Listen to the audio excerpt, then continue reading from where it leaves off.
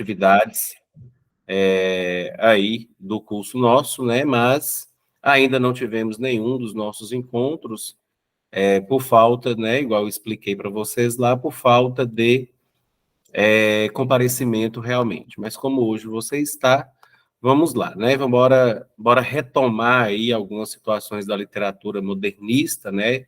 Especificamente aí do modernismo e da literatura contemporânea, falando aí da literatura na língua do modernismo em Portugal, né? E suas especificações aí como um todo. Bom, nós temos aí diversas situações que são importantes para a gente poder estar entendendo. E eu acho que uma das primeiras aí, né, seria a gente entender a periodização mesmo do modernismo português, né? Esse termo modernismo, né, vai designar aí o período de afirmação de um grupo de poetas, um grupo de artistas, né, entre os quais aí sobressaem, ou seja, né, entre os quais aí se nomeia muito bem Fernando Pessoa, Mário de Sá Carneiro, conhecido aí como a geração Orfeu. Né? Por quê? Porque eles elaboraram ali, ou colaboraram, nessa revista aí, com esse nome, sendo publicado ali em 1915. Mas, basicamente, para a gente poder entender como que se caracteriza esse modernismo, como que a gente entende isso daí. Primeiro, é que essa disciplina, ela abrange aí um período muito curto, né? Ela vem aqui de 1900 e vem até os dias atuais. Então, para um sistema literário, para a gente poder entender a literatura, isso é um sistema muito novo, né? Então, por isso aí que talvez a gente não tenha tantos temas ainda para ser abordado com relação a essa literatura da língua portuguesa. Mas diferentes fases aí marcaram mesmo o modernismo em Portugal, né? Entre elas aí o orfismo, né, o presencialismo, o neorrealismo e o surrealismo, né? Então, esses 4 períodos, eles compreendem aí os anos de 1915 até aí 1974. Então, o modernismo aí, ele é um movimento estético, né, onde que a literatura surge associada aí às artes plásticas, né? Vocês podem ter visto sobre isso daí. Então, tem aí, né, esse movimento ele é empreendido aí pela geração de Fernando Pessoa, de Mário de Sá Carneiro e Almanda Negreiros, né? O modernismo, ele rompia aí com o provincianismo, né? Com as tradições acadêmicas e defendia ali a liberdade de criação e de uma pesquisa aí de modo estético, né? Aqui eu já falei com você, mas a gente é só para poder estar estruturando aqui o nosso sistema aqui, né? Então, com relação aí essa afirmação da geração Orfeu, né? A literatura portuguesa ela entra ali, o Orfeu ele traz aí definitivamente a literatura portuguesa para o século XX, né? Em termos estéticos, né? A característica predominante aí seria essa ruptura, né? Seria aí esse deslocar aí com o passado, né? E com normas aí que são normas reguladoras. Uma das nossas aulas, ela teve ali como fundo a questão das vanguardas, né? Então, uma vitalidade aí extraordinária, né? Tumultuosa, que se manifesta ali no contínuo, né? De um experimentalismo ali à procura de novas linguagens expressivas. Então, percorre aí a literatura, as artes plásticas, lá no início do século XX.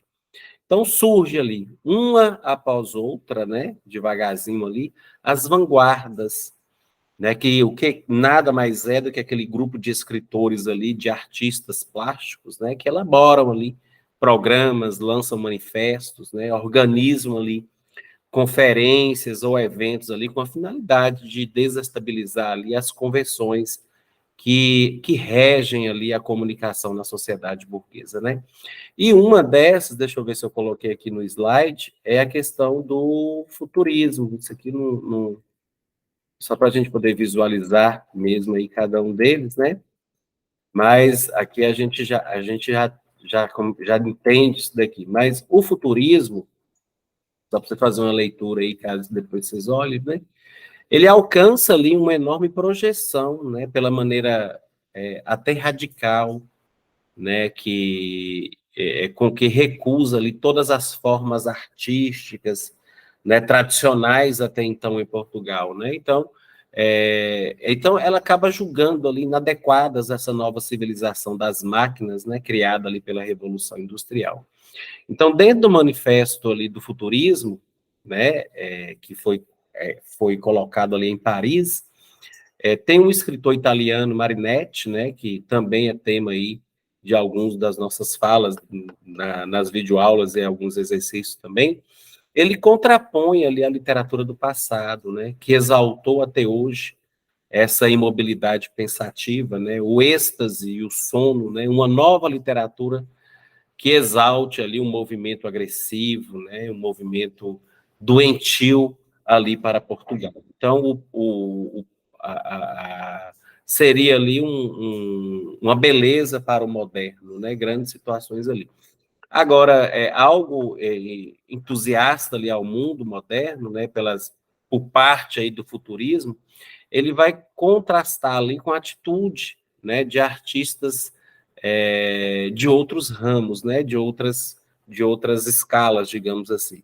Então, esses artistas, eles reagiam ali com extremo desgosto, né, com a repulsa muito grande diante dessas transformações ali que são causadas pela Revolução Industrial. Então, eles acabam refugiando ali num isolamento mesmo. Então, os futuristas, pelo contrário, não.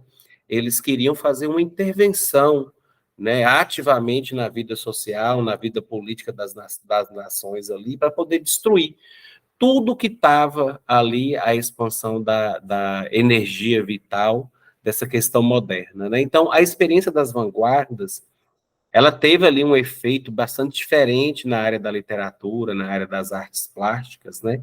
Inclusive, nessa área aí das artes plásticas, as criações artísticas, né, de extraordinário valor, elas modificaram definitivamente ali o conceito que se tinha tradicionalmente ali pelas obras de artes, né?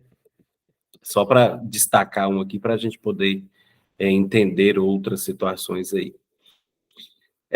A revista Orfeu, né, e a gente tem que falar muito sobre isso, porque é o ápice, né, do modernismo português, ela não foi além de uma segunda publicação, né, mas o escândalo que ela causou ali acordou ali dentro do meio cultural, dentro do meio social ali, outras situações, né, que ficaram muito evidentes ali, né, ali daquele povo português que era acostumado ali a acompanhar em outros países o aparecimento dessas vanguardas, né. É evidente ali que o que vocês têm que guardar em mente, né, que no primeira edição dele ali, na primeira versão da revista Orfeu, Mário de Sá Carneiro, né, ele foi um colaborador muito, muito forte com relação a isso daí, né, e também o escritor brasileiro Ronald de Carvalho, né, Fernando Pessoa também, Alfredo Pedro, José de Almanda. Então, são nomes aí da primeira edição que a gente não pode esquecer, eles colaboraram ali com isso daí. Agora, com exceção ali a única exceção ali das composições de Mário de Sá Carneiro e de Álvaro Campos, né, os outros textos que eram publicados nessa revista, eles não apresentavam ali grande novidade naquele período, né? Eles eram ali de raiz simbolista, né? Seguem ali os ditames aí dentro da variante ali que era acostumado sobre isso. Não sei se eu coloquei algum na biblioteca de vocês para vocês poderem tá dando alguma lida, mas são fáceis também de encontrar ali, né, dentro de qualquer pesquisa que a gente vai fazer. Agora, o futurismo e o intencionalismo também é bastante interessante. Fernando Pessoa, né, em uma carta que ele assinou, que é assinada ali por Álvaro de Campos, né, que é um engenheiro, é um poeta ali, sensacionalista, né, e dirigida ali pelo Diário de Notícias, que não chegou ali a ser enviada, né, ele assinala ali a diferença entre essa questão do futurismo e do intencionalismo, né. Ele diz lá naquela carta que ele queria acentuar e acentuar muito bem, né, o que é preciso para que cesse a atrapalhada e a ignorância dos críticos, né, que estavam fazendo ali com a questão do futurismo. Então, olha a importância que eles davam para tudo isso aí, né? Então, falar ali em futurismo, né, e dentro do primeiro número ali do Orfeu, né, o propósito do livro de Sá Carneiro ali é uma coisa ali que, para ele, para poder reivindicar isso, seria algo bem desaforador, talvez, aí, né? Nenhum futurista ali tragaria o Orfeu. O Orfeu seria ali, para um futurista, uma lamentável demonstração ali de um espírito obscurista, talvez, né? Então, a atitude principal para ele aí do futurismo seria algo ali como se fosse a eliminação da arte, né? Esse sentimento, o lirismo, mas é porque havia ali agora um traço muito grande, né? Por isso que desse reboliço todo, porque havia ali um traço muito grande de coisa nova que estava aparecendo, né? De outras situações ali que estavam a vir. Mas Fernando Pessoa, né? A gente considera na literatura portuguesa Fernando Pessoa aí como o mais universal dos poetas portugueses, né? Um dos maiores vultos ali da literatura mundial. Então, a sua obra aí, ela se caracteriza aí pela fragmentação ali heterômica, né? Muito forte. Então, falar de literatura da língua portuguesa em tempos modernos e não falar de Fernando Pessoa é um castigo muito cruel, né? É ele que é responsável aí por N situações ali dentro da literatura portuguesa. Mas quem é Fernando Pessoa, afinal, né? Então, Fernando Pessoa, ele vive ali até 1935. Ele nasce ali em Lisboa e, com 5 anos de idade, ele fica órfão de pai, né?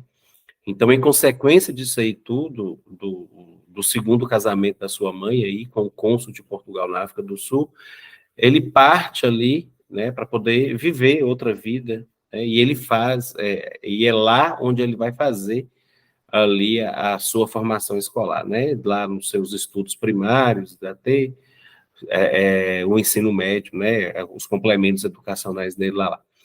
E depois de muitos anos, lá por 1900 e alguma coisa, ele volta lá para Lisboa, né, e vai fazer ali o seu curso superior de letras, né, mas que ele não termina. Aos 20 anos ali, ele começa a trabalhar como correspondente ali, estrangeiro, né, por várias firmas comerciais. Então, essa seria ali a atividade que ele exerceu profissionalmente ali durante muito tempo, né, durante todo a grande parte da sua vida. Quando chega lá, por volta de 1910 até 1912, mais ou menos ali, ele faz ali a sua estreia como crítico, né? Ele publica ali na revista Águia, ali um órgão que seria do movimento saudosista, né? Uma série de artigos. Na realidade, ele escreveu ali uma série de artigos sobre essa nova fase da poesia portuguesa, né? Que seria ali um aparecimento de um Supra Camões, talvez ali em nível de importância, né?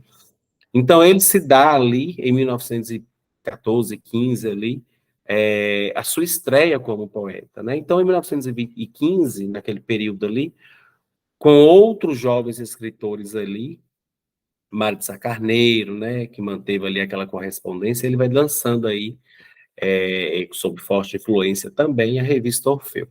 Então ele colabora ali, né, pelo a questão do Portugal futurista, né? Em 1918 ele tem ali o seu primeiro livro, lança ali o seu primeiro livro de poemas, né, sonetos. Então é muito bacana a gente entender ali esse processo dele com relação sobre isso. Só que lá, a partir de 1927, né, já vem ali aquela questão ali dos textos na presença, né, que seria a outra parte da literatura que a gente viu, acho que na terceira aula aí.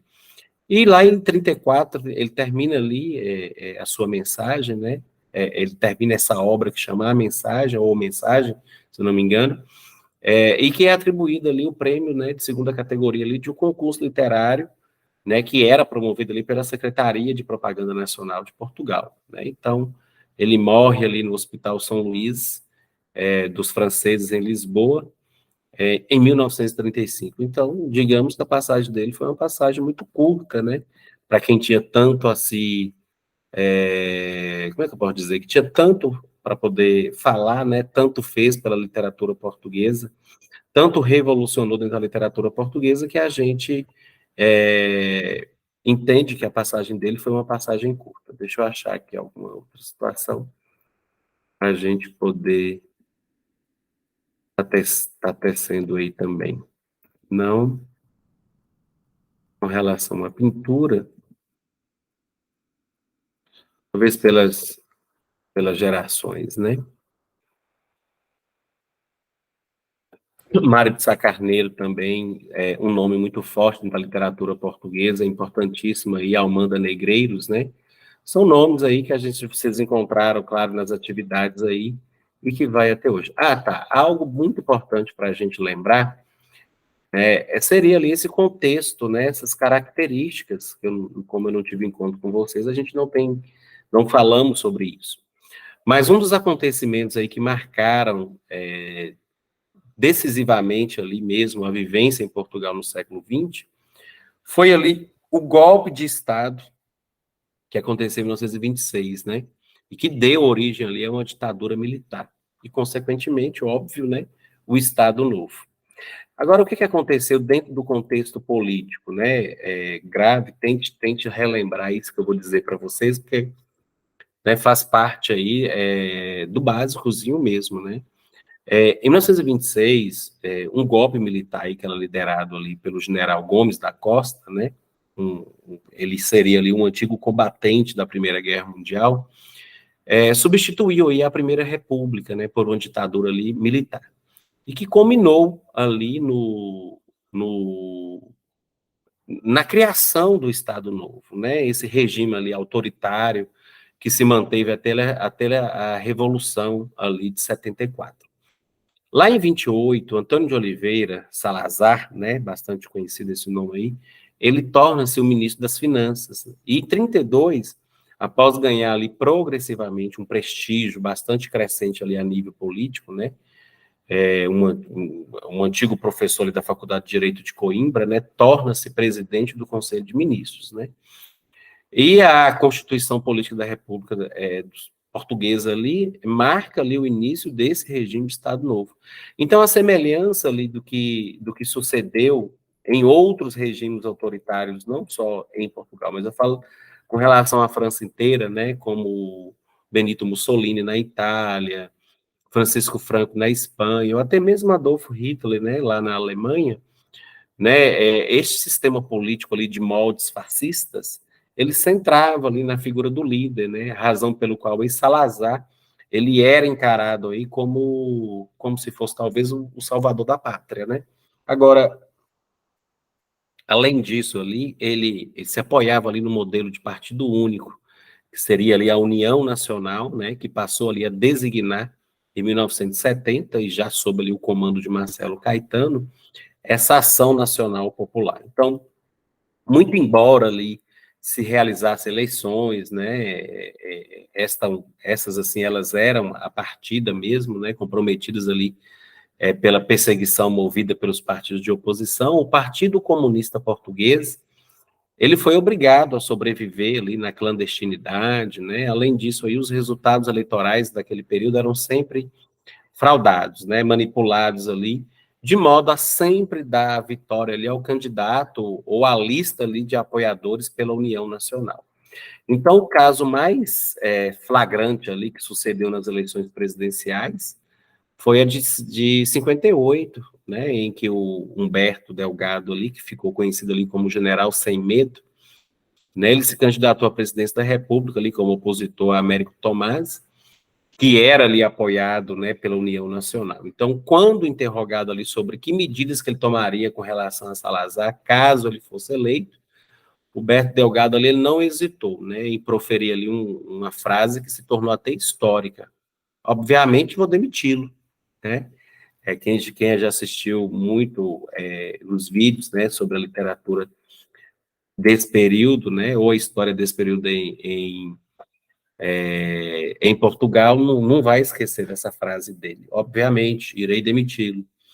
Então, apesar aí dessa enorme adesão popular, né, que a candidatura acabou gerando, né, visível ali nas manifestações públicas, né, de apoio, claro, que ele teve, né, Humberto Delgado, ele acabou ali, como era de se esperar, né, apesar de todo esse processo, de toda a sociedade desejando isso daí, ele foi derrotado, né, então, ali foi escandaloso, então percebe-se ali um processo fraudulento, normalmente. Então, o general, ele exilou-se, né, que ele veio para o Brasil, depois ele foi para a Argélia aí, né, mas ele nunca desistiu de lutar aí contra a ditadura, né, e logo depois ele foi atraído aí pela PIDE, né, aí uma emboscada ali dentro da Espanha, né, e aí ele foi e acabou sendo ali assassinado, né, então, assim, são histórias dentro do processo literário que a gente acrescenta ali. O que seria a PIDE, né? Seria a Polícia Internacional ali, de Defesa do Estado, né? E o governo português, claro, daquele período, negou o envolvimento, não era com ele, né? E, enfim, mas ele não morreu só, ele morreu junto ali com sua secretária ainda, né? Então, um dos pilares ali fundamental, né, nas quais se apoiou ali o regime de Estado Novo, foi essa situação. Então, em 1945, né, logo posterior a Polícia de Defesa do Estado, tem um código, mas eu não lembro o nome desse código agora, ali ela mantendo ali esses objetivos que ele tem, né, e uma polícia muito violenta, né, então ela acaba construindo aí também outros andares com relação a esse Estado, né, então, o que acontecia? Nada menos do que ocorria aqui também nesse período, tortura, né, prisões aí de grandes nomes. Então, havia ali um processo dentro de Portugal, né, os presos políticos ali eles foram enviados, né, para Cabo Verde, né, muitos acabam morrendo ali com condições nada agradáveis, né, subhumanas ali, dentro das celas, né, sobre as punições que eles eram submetidos ali naquele período. Então, a repressão do Estado Novo ali, ela era igualmente exercida ali através da censura. Então, será que, quando a gente fala sobre isso de Portugal, a gente lembra muito do Brasil, porque são coisas iguais, né? Os programas ali de rádio, televisão, as publicações periódicas ali, eles eram sujeitos, sim, a uma censura prévia, né? Então, das últimas ali eram eliminados, né? Como tem ali o famoso lápis azul, né? Todos os elementos que considerava ali a causa aí desse regime. Os livros, eles eram ali apreendidos, né, enfim, mas depois eles eram publicados, né, com o mesmo intuito, muitas peças de teatro ali foram impedidas, né, de serem levadas ali à cena.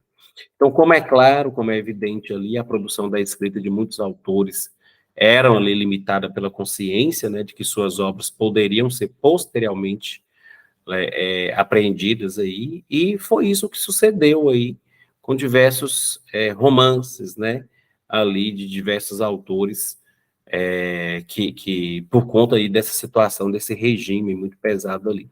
Então, os ideais colonialistas ali proclamados dentro desse Estado Novo, levou Salazar ali a recusar, assim, terminantemente mesmo, a colocar a hipótese de conceder independência às colônias.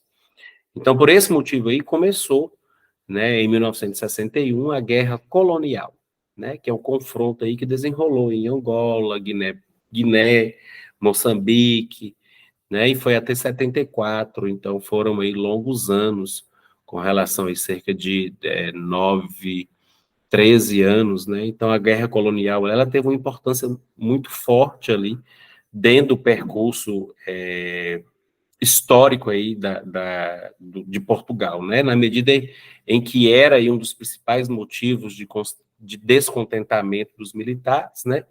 Então incentivou aí a fazerem diversas revoluções. Então, E isso foi deixando marca muito profunda, isso que eu conto para vocês, dentro da literatura, né? Em muitos dos casos aí, materializado depois, né, logo depois aí, por conta da repressiva da censura. Então, tem muitos romances ali, né, que eles só conseguiram ser publicados depois sobre isso.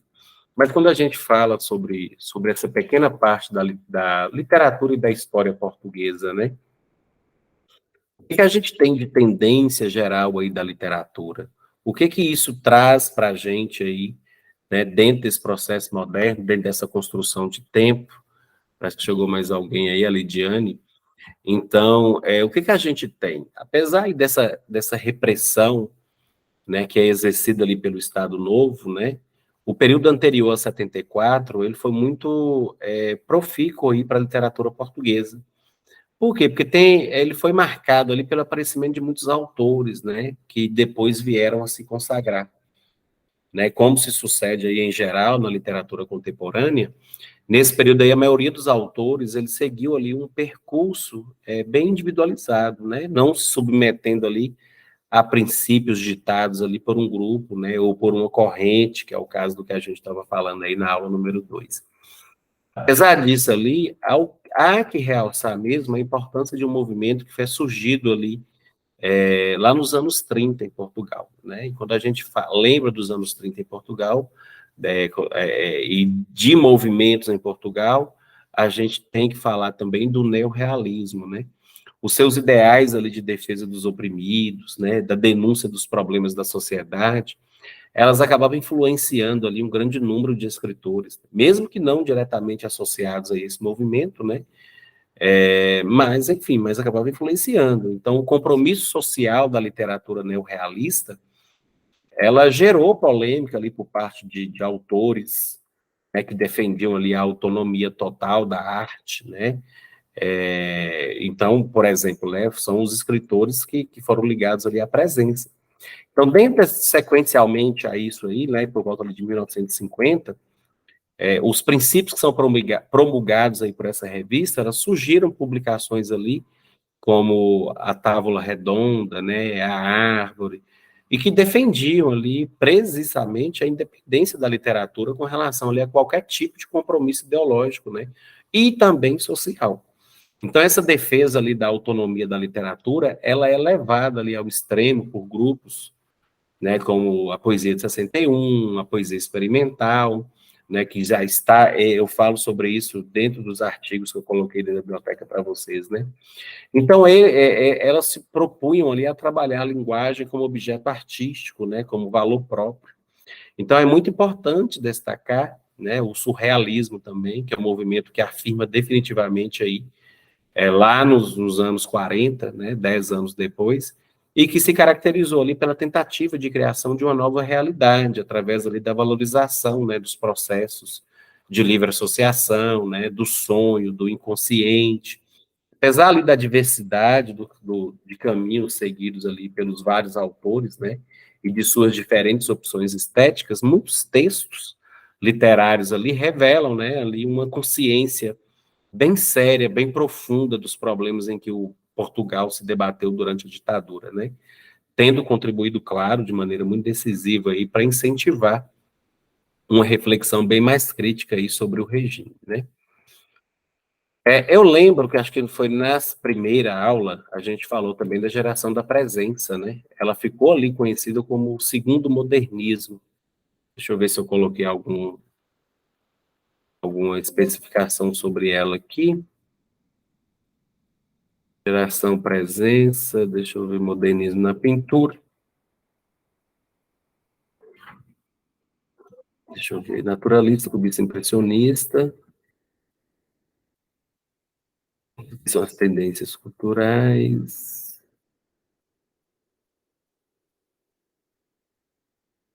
Estado Novo a gente já falou. Mas é por aí, né? Não coloquei aqui não, mas eu acho importante isso daí.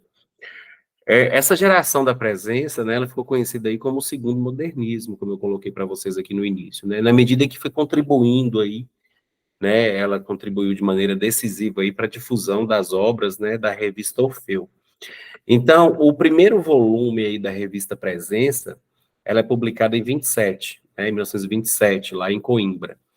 Então, faziam parte ali da organização, da direção, né, podemos tratar assim, Branquinho da Fonseca, João Gaspar Simões, né, para não confundir, José Régio ali, né, então, José Régio, inclusive, né, ele é ali o único a desempenhar ali esta função até o final dela, né, então foram publicados ali, diferente de Orfeu, que foram 2 publicações, 56 números aí dessa revista, até que ela acabou lá por volta de 1940, né. Então, o que se destacou ali quem se destaca ali, né, Adolfo Corrêa da Rocha, que é muito conhecido ali pelo pseudônimo de Miguel Torga, né, Edmundo Bittencourt, Vitorino Nomésio, João Gaspar Simões, nomes, né? Ah, tá, não podemos esquecer, temos brasileiros também nessa segunda edição, que é Cecília Meirelles e Manuel Bandeira, né? Então, como do próprio título, né, enunciado ali, Folha da Arte Crítica. Então, é um par ali de publicação de textos literários, né? Essa revista, ela privilegiava ali essa questão da crítica textual, né? Então, ele teve ali um contributo fundamental ali na divulgação de obras, né? Dos primeiros autores ali do modernismo, que seria Fernando Pessoa, Mário de Sá Carneiro e Almeida Negreiros, né? Esse programa estético literário ali, ele é apresentado por José Régio no primeiro número, né, aquela literatura viva. Então, ele falava ali que a literatura ela deveria libertar do academismo, né, do exagero, né, aquele exagero pela retórica, né, em que se encostava ali, ficava ali mergulhada há anos e séculos, né, através da valorização ali da originalidade, da sinceridade. Então, esse grupo aí que fez parte do grupo da Presença, ele valorizava um movimento aí que era uma criação literária, na medida em que, através disso daí, seria possível que o escritor desvendar aquilo que ele estava oculto dentro do seu consciente, né? De uma forma ali que ele se expressasse no máximo que ele pudesse, para poder ser autêntico, né? Então, há artigos que cita ali que lá por volta de 1930, né, 3 grandes colaboradores ali afastam desse grupo, que seria Adolfo Rocha, Edmundo Bittencourt e Branquinho da Fonseca, né, que acabou sendo substituído aí na direção de Adolfo Casais Monteiro. Então, eles afirmavam ali, em uma carta que foi uma carta aberta ali, publicada nesse ano, que apesar aí da Presença fazer apologia ali à liberdade, havia na criação dessa revista ali uma certa limitação, né, ao exercício ali da autonomia, e era exatamente o contrário que eles procuravam. Eles queriam era autenticidade, né? Então, na verdade, ali é bem possível, né, que esse afastamento tenha ficado ali por incompatibilidade pessoais de ambos do que com a própria característica da revista, né? Mas talvez aconteceu algo ali entre eles que não sabemos, mas que gerou esse afastamento. Então, apesar de sim de muita polêmica, né, que teve envolvida ali, a revista Presença, ela teve ali um papel muito fundamental na divulgação aí da literatura, né, da arte de Portugal.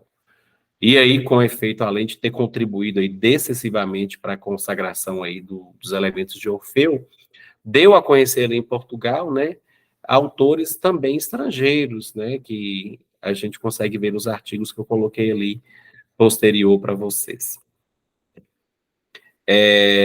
Um período aí, o período de 74 também tem uma partezinha que eu coloco para vocês lá no texto, né, apesar do neorrealismo na prosa, né, apesar ali das principais características do neorrealismo, elas terem sido ali apontadas bem proposital dentro da poesia, né?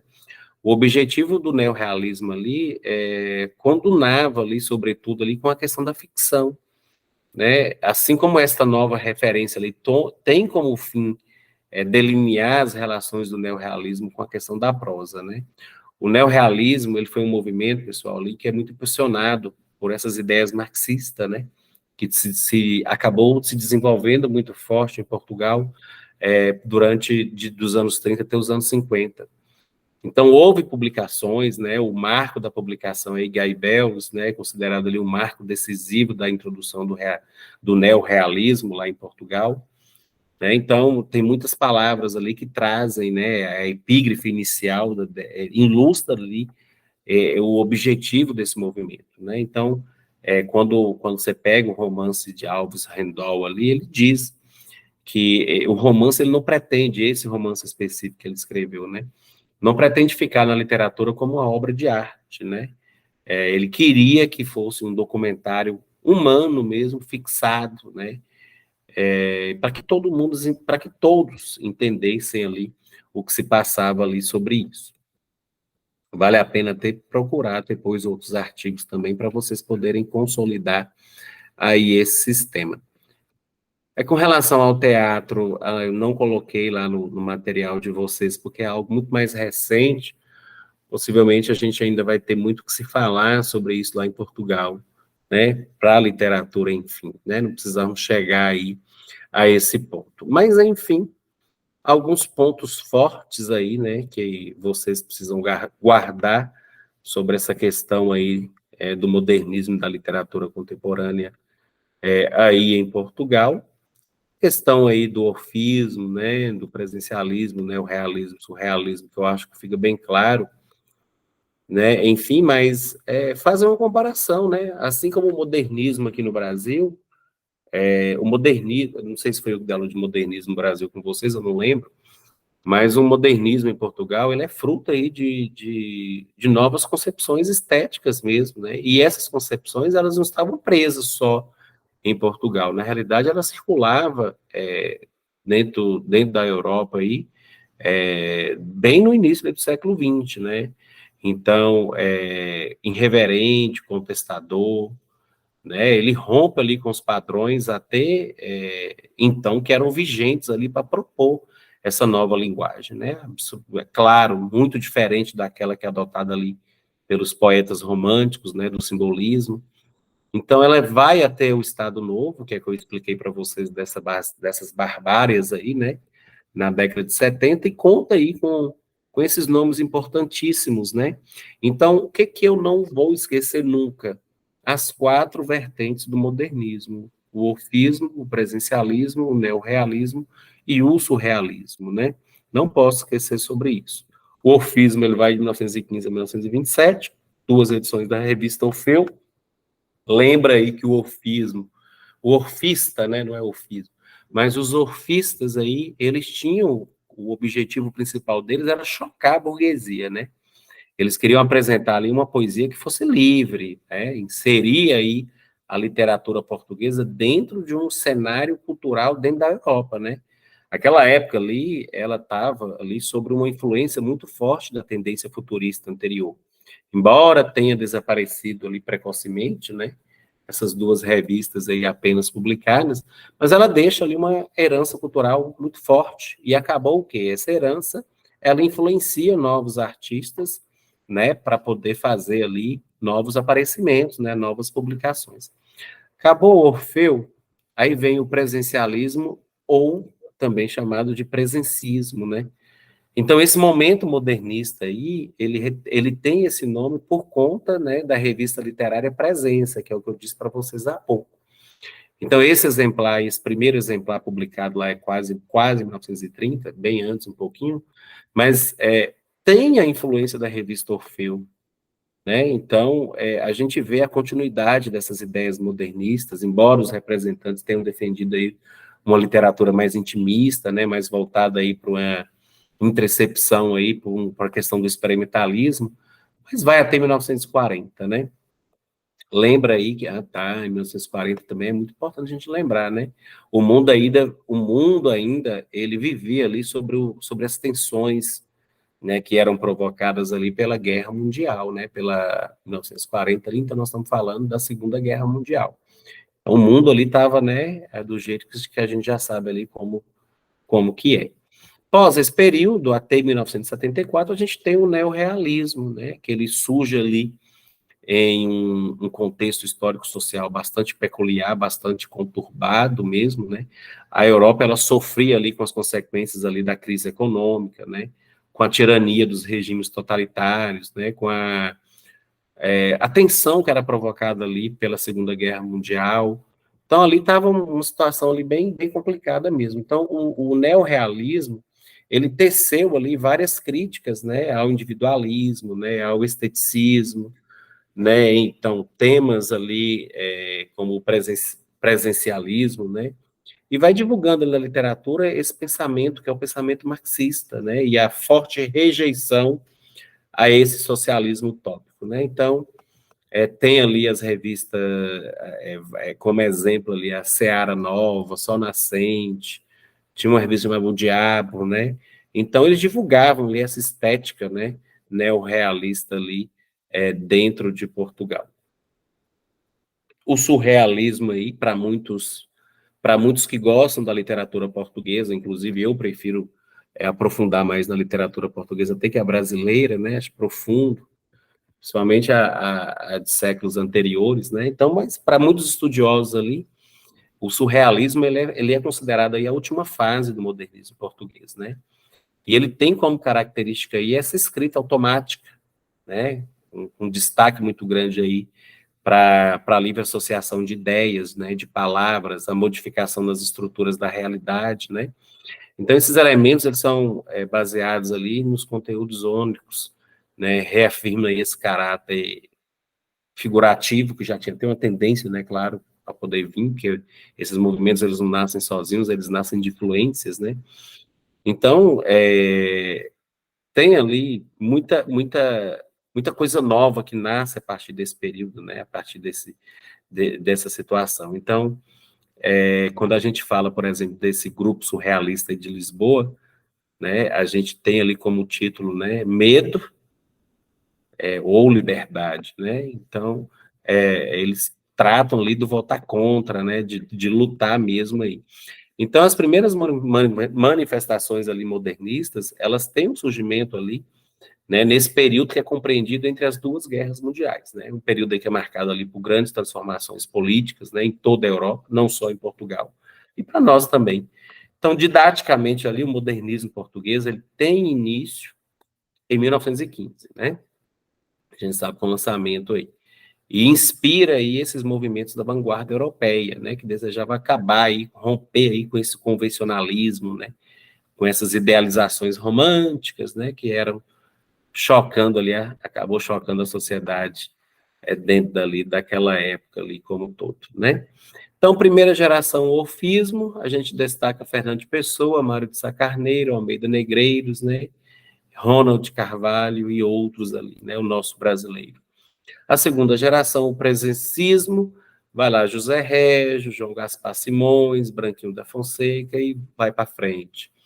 A terceira geração, que é o neo, né, neo novo, né, vamos esquecer disso também não, o neorrealismo, né, então a gente tem ali Rendol, né, Ferreira de Castro, Jorge de Sena e outros ali.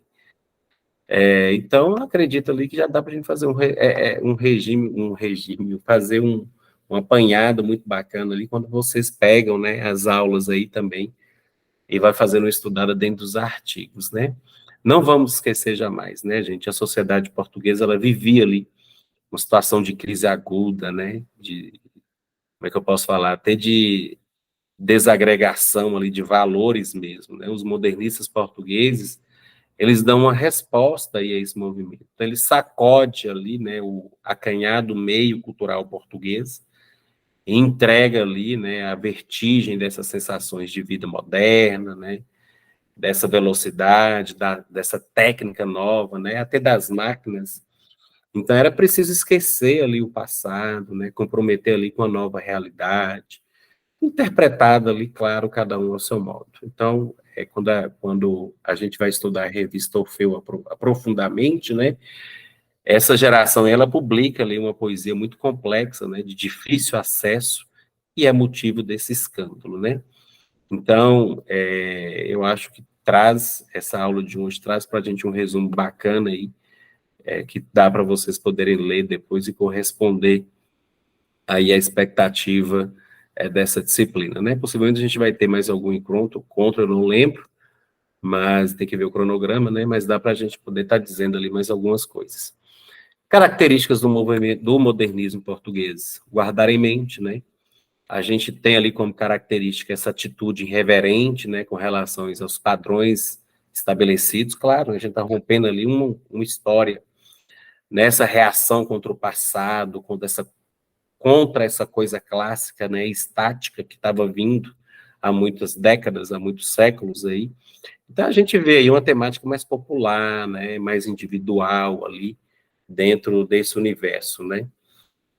Que mais? Buscava ali algo imprevisível, né, algo que era novo, e a bichinha ali, né, acabava ali com esse sentimentalismo falso, talvez, falso sim, né, e fácil, porque se vivia ali, as pessoas estavam morrendo, né, estavam sendo mandadas para poder morrer fora de Portugal. E tinha ali uma linguagem mais cotidiana, né, que era uma comunicação bem mais direta, né, essa originalidade, essa autenticidade, esse interesse ali pela vida do interior, que seria ali o estado de alma, o estado de espírito aí, né, enfim, que eram presentes aí dentro dessa associação verbal clara, ao invés dessa clareza ali também, como se fosse. Então, tinha ali uma valorização do prosaico, né, e do bom humor, essa liberdade de verso, de ritmo, de rima, né, sem essa, como é que eu posso dizer, sem essa situação pré-estabelecida, talvez assim, né, os autores começam a ficar livre, e essa liberdade é que causou aí esse, esse problema todo dentro de Portugal, e que depois se firma, né, dentro desse processo literário. Então, pessoal, é isso por hoje. Espero ter clareado aí algumas vertentes sobre os conteúdos que são abordados. Não deixem de assistir também as aulas que foram gravadas, né? Não deixe de ver também o material que é colocado dentro da plataforma de vocês ali, que são os artigos, né? Que reforçam as minhas falas, né? A gente tenta fazer uma síntese, mas é só a busca suas por informação que vai fazer esses laços se fecharem. Regis, Leidiane, vocês gostariam de fazer alguma pergunta? Não, é muita informação, né, professor? Mas, assim, interessante que modernismo, né, pós-modernismo, quanto a outras correntes, elas têm uma sequência e tudo acontece a seu tempo. Achei interessante você falar aí que falou também em outras aulas, né, que o modernismo surgiu com o lançamento lá da revista Orfeu, né, em Portugal, em 1915, né? Isso, Então, isso muito aí bem. já dá uma visão boa, né? Já dá um ponto de referência, um ponto de partida para a gente ter uma referência, né? Porque às vezes é difícil a gente definir um marco, né? Onde acaba uma escola literária, começa outra, né? Mas a gente viu a disciplina passada com você, igual parece que foi a Moderna, não sei, que começou aqui no Teatro Municipal de São Paulo, né? Isso, 1922. isso. É contemporânea, não foi? Foi qual? É isso, é a Esqueci. Semana da Arte Moderna, né? O modernismo É, brasileiro. isso, o brasileiro, é. Então, assim, essas pontuações, assim, ajudam muito a gente fazer um Não, paralelo, uma separação entre uma escola e outra, isso que é importante. corretíssimo, você está certo, a gente tem que entender isso daí. É por isso que a gente estuda primeiro a literatura brasileira, né? Para a gente poder estar entendendo mesmo como é que funciona a literatura brasileira, para depois a gente ir para a literatura portuguesa, né? Então, eu não sei quem ministrou outras escolas literárias, outros períodos literários aí, mas com certeza deve ter avançado bastante aí nessas mudanças com relação ao tempo. Praticamente eu chego no final, né? A gente chega aí no século XX e vamos até agora, né? Aos tempos atuais, né? Então, por isso que eu não quis falar muito de teatro, mas, assim, são períodos e são etapas que a gente não pode esquecer. Muito bem, Regis, é isso mesmo. A gente tem como marco aí, né, as guerras, né, a Primeira e a Segunda Guerra Mundial. Só de você parar para pensar os nomes que eu falei, né, aí do fascismo, né, esses nomes fortes que marcam esses períodos dentro da Europa, constrói. Imagina a literatura sendo construída, né, autores brigando para poder mudar um período, né, para poder nascer ali através, lá por volta de 1930, né, 1920, novos ideais literários, né? Mas o que manda é a leitura, e aos poucos a gente vai entendendo melhor como é que funciona isso daí, tá certo? Não, ótimo. Outra coisa que eu achei interessante, eu acho que foi você que disse também, que na atualidade é muito difícil se definir, assim, o contexto de literatura que estamos, né? Devido a muitas coisas que vão se definir ainda com o tempo. Eu não sei se foi você que falou isso. Possivelmente, pode ser que sim, porque eu sempre gosto de falar sobre isso, né? A definição hoje é mais difícil, Isso. as coisas são mais livres, né? As pessoas É. produzem agora. Então, assim, aí a gente vai ter uma visão mais nítida daqui a 50, 100 anos, né? Que a gente vai olhar para trás e vai perceber o que que foi o hoje, né? Aí a gente tem mais essa oportunidade. Lógico que não vamos estar lá, mas os nossos sucessores, né? Com certeza vão fazer uma análise crítica do que a gente passou E nesse século, no início do século XXI, né, professor? com certeza. E aí a gente vai ter outra história acontecendo, né? Outra escola, outro período nascendo. Isso mesmo. Então, ok. Pessoal, grande abraço para vocês. Eu vou encerrar aqui a gravação da reunião, colocarei lá no grupo de vocês. Como eu disse anteriormente, aí o Regis estava, minha câmera não está ligando, né? Estou tentando consertar, não sei até quando vai. Mas, enfim, eu estarei aqui nos horários e nos dias das quais são programadas aí para que a gente debata um pouquinho sobre a literatura da língua portuguesa aqui nas fases finais, tá bom? Boa noite, Regis, boa noite aí, Leidiane, obrigado pela participação e até uma próxima. Boa noite.